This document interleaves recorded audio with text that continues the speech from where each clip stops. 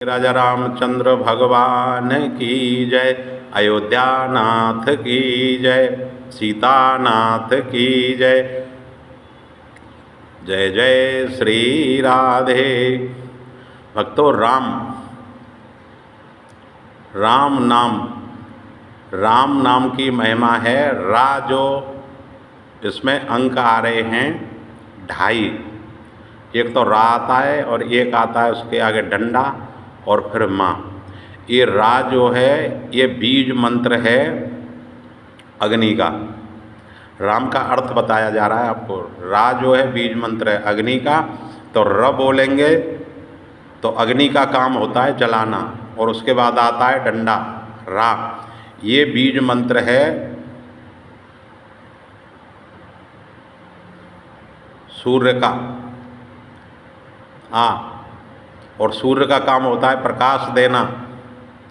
उसके बाद आता है माँ बीज मंत्र है चंद्रमा का। चंद्रमा का काम है शीतलता देना, शांति देना, विश्राम देना। तो हम राम बोलेंगे तो अग्नि रूपी तत्व में हमारे अंदर जो बैठे हैं काम, क्रोध, लोभ, मोह, अहंकार और छठमा है मत्सर, ये सब अग्नि का काम होता है जलाना।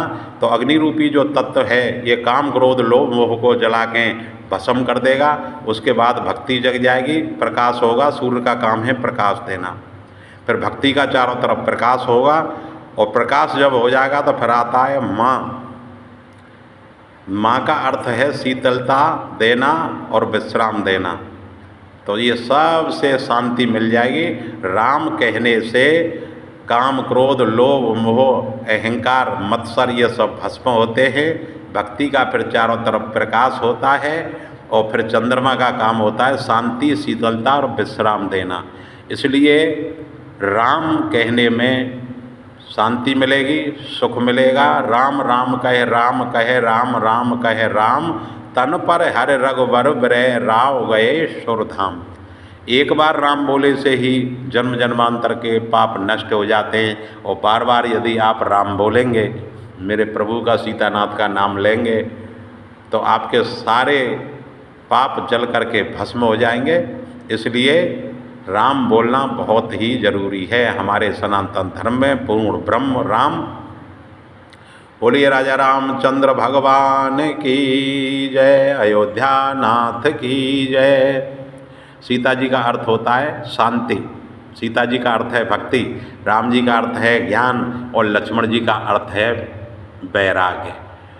ये भक्ति, ज्ञान, वैराग्य जिसके जीवन में आ जाते हैं, वहाँ से काम, क्रोध, लोभ, मोह चले जाते हैं। अयोध्या से वनवास हुआ था राम जी का। इसका अर्थ क्या है? इसका अर्थ है मेरे भक्तों, अयोध्या में काम, क्रोध, लोभ बैठ गया था। काम बैठा था राजा दशरथ के अंदर, क्रोध बैठा था कैकेयी के अंदर, और लोभ बैठा था मंथरा के अंदर। और जहाँ पर काम, क्रोध, लोभ होते हैं, वहाँ से भक्ति, ज्ञान, वैराग्य किनारा कर जाते हैं। चाहे 14 वर्ष तक वन में रहना पड़े, वहाँ पर भक्ति, ज्ञान, वैराग्य नहीं मिलेंगे। तो भक्ति, ज्ञान, वैराग्य तो जिनके सुंदर विचार हैं, जिनका हृदय पवित्र है, जिनके आचार विचार शुद्ध हैं, वहीं पर भक्ति, ज्ञान, वैराग्य की त्रिवेणी बहती है। अन्यथा काम, क्रोध, लोभ, मोह की त्रिवेणी बहती है, जो नरक का द्वार खोलती है। भक्ति, ज्ञान, वैराग्य तो रैदास के यामी चले गए, जो चमड़ा गांठते थे। भक्ति, ज्ञान, वैराग्य तो अजामिल के यामी चले गए, जो बहुत बड़े पापाचारी थे। भक्ति, ज्ञान, वैराग्य तो सबरी के यामी चले गए, जिसकी परछाई से गंगा स्नान करना पड़ता था।